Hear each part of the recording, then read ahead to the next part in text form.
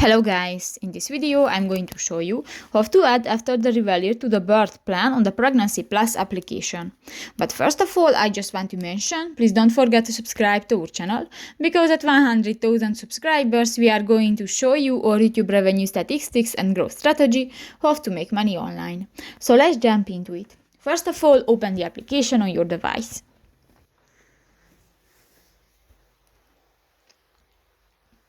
You click to the Me button next to the baby icon at the lower bar on the screen and click to the birth plan option. In the select items section, you can find the after delivery under the birthing equipment, and here you can find different options. For example, if possible, I don't want to have contraction, pitacoin injection or manual removal for the placenta unless there is an emergency. And if you want to add an item to your birth plan, just click to the plus icon and done. So that's pretty much it for this video, guys. See you in the next one. Bye bye.